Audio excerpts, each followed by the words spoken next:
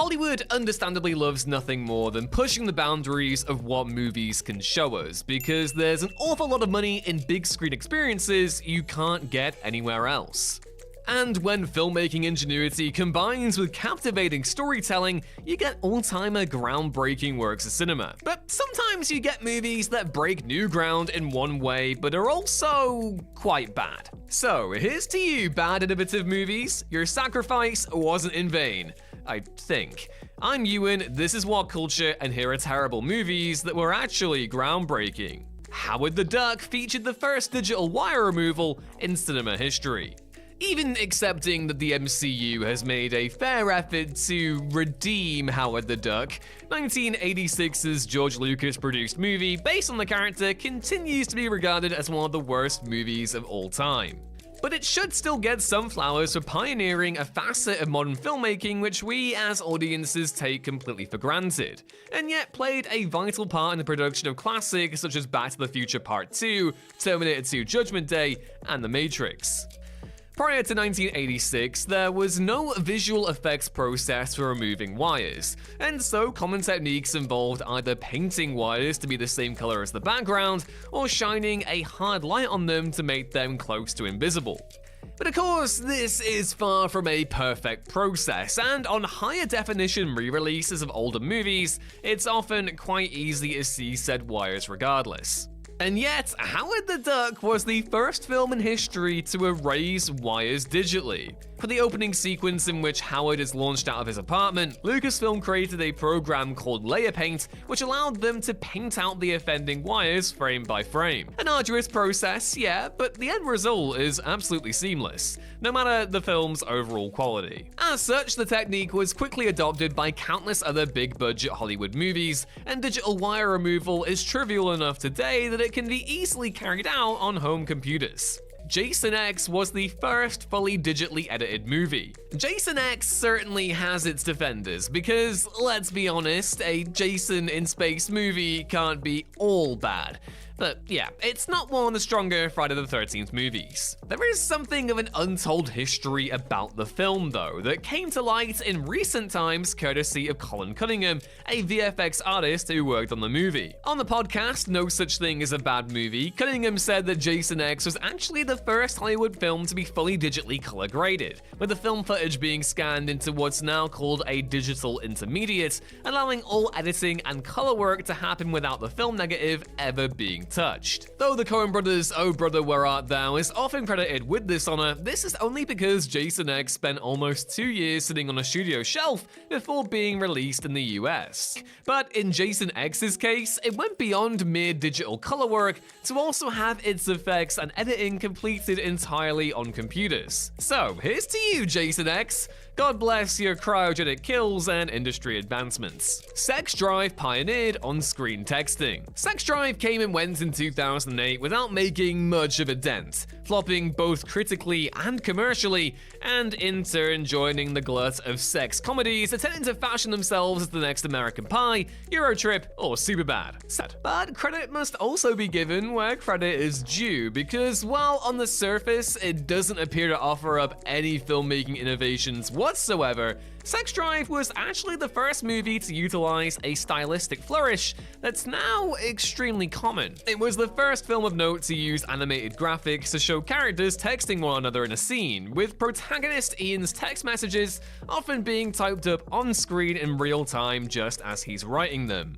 It seems like such a simple, even quaint technique in a modern era where it's commonplace, but 15 years ago, it was practically unheard of. The Lion King was the first movie shot entirely in virtual reality. Jon Favreau's 2019 remake of The Lion King is a textbook example of a groundbreaking failure.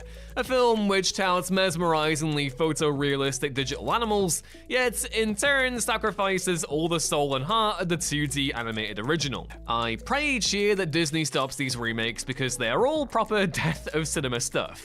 just rancid. But anyway, one thing you can maybe argue Favreau's remake has going for it is that it was the first ever movie to be shot entirely inside of virtual reality. On Favreau's prior 2016 remake of The Jungle Book, he made limited use of VR tech to map out the movie's heavily digital world. But for The Lion King, he shot the entire movie except for the opening shot, which was actually filmed in Africa in a VR space. During shooting, Favreau would don a VR headset to enter the various digital environments created for the film, allowing him to line up shots, choose lighting setups, and then have his camera operators perform the required camera movements with special viewfinders while walking through the studio. Yeah, I can't be the only one thinking of the bit in Community where the Dean enters virtual reality right now, right? Favreau walking into a digital Africa and screaming, "Jesus wept," while the rest of the cast all look on concerned.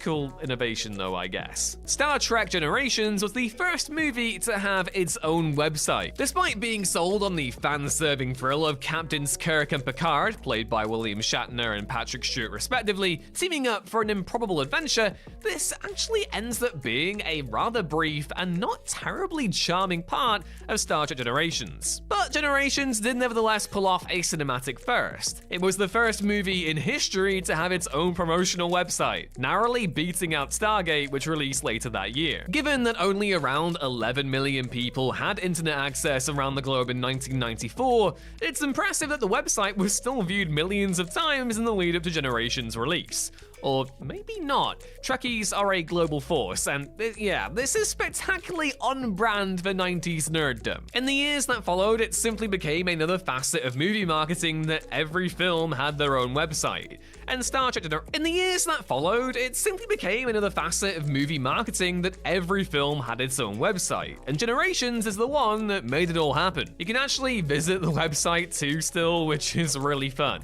Still doesn't beat the Space Jam website for me though. And yeah, actually, while I'm here, let me know your favorite retro 90s movie websites down in the comments below. Mainly so I can visit them and vicariously relive that sweet 90s nostalgia. The Room was the first film shot on film and digital at the same time. Much as Tommy Wiseau's The Room is an undeniable cult classic in its own way, by any conventional metric, it's an awful movie. A failure in almost every way that a film can be. And yet, Wiseau's Disasterpiece does lay claim to a hilariously dubious yet still strangely impressive honor. It is the first film to ever be shot on film and digital simultaneously. Yeah, for reasons that will likely only ever be clear to Wiseau himself, he wanted to become the first director to pull off this odd technical feat, which he achieved by having a custom camera rig built which could house two cameras, one shooting on 35mm and the other digital. This reportedly required Wiseau to employ two camera crews to operate the dual rig and cause substantial slowdowns during production. It's an interesting feat, sure, but ultimately you have to ask one thing. Why? The final film is comprised solely of 35mm footage anyway, and the digital version has never been released. So what was the point beyond just because we could? Classic Wiseau. Future World was the first movie to use 3D CGI. Though it's often assumed that 1982's Tron was the first movie to use 3D CG effects, that's not actually quite right. An entire 6 years earlier, Westworld's sequel Future World took an impressive stab at it, no matter the tawdry quality of the movie otherwise. The lack of Westworld writer and director Michael Crichton's involvement looms large throughout the woefully uneven follow-up, which is honestly just a bit of a slog to get through. But Future World nevertheless earned a firm place in VFX history during its memorable clone creation sequence, where digital 3D images of hands and faces are shown being synthesized. Never before had a major feature film contained 3D CG, and though its appearance in Future World is only brief, it nevertheless blew the doors open, allowing a swath of superior films to use the tech, Star Wars, Tron, and The Abyss, for instance, in the years that followed. Billy Lynn's Long Half-Time Walk was the first 120 FPS feature film. Ang Lee's 2016 drama Billy Lynn's Long Half-Time Walk fell far short of its early awards buzz,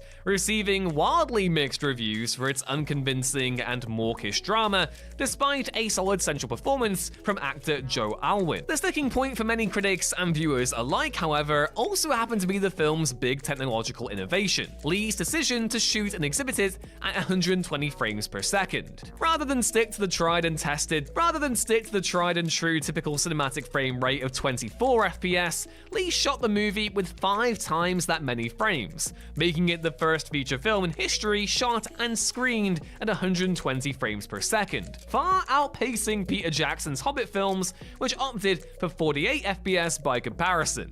Oh, and because that wasn't enough, Lee also released it in 3D. While the 128 FPS presentation was massively polarizing, it's still impressive and ballsy that Lee dared to go there at all. Final Fantasy: The Spirits Within was the first quote-unquote photorealistic CGI animated film. Though widely touted by Sony as cinema's next big event film, 2001's Final Fantasy: The Spirits Within was a colossal letdown. A beautiful but ultimately hollow vessel that flopped hard at the box office and quickly evaporated into the cultural ether. But it's important to remember just how widely lauded the film was for its technological breakthroughs. Chiefly, Final Fantasy: The Spirits Within was the first quote-unquote photorealistic computer-animated feature film ever made, a truly tectonic filmmaking achievement for 2001, enough that many feared the lifelike animated humans could one day end up replacing flesh and blood actors within a matter of years. And even though The Spirits Within's visual imperfections are considerably more apparent when viewed today, in terms of pure visual verisimilitude, it's still a staggeringly impressive piece of work. The Possession of Hannah Grace was the first feature film shot on a mirrorless camera. The Possession of Hannah Grace is a supernatural horror film that quickly came and went in 2018, releasing to near universally negative reviews, yet grossing an impressive $43 million at the box office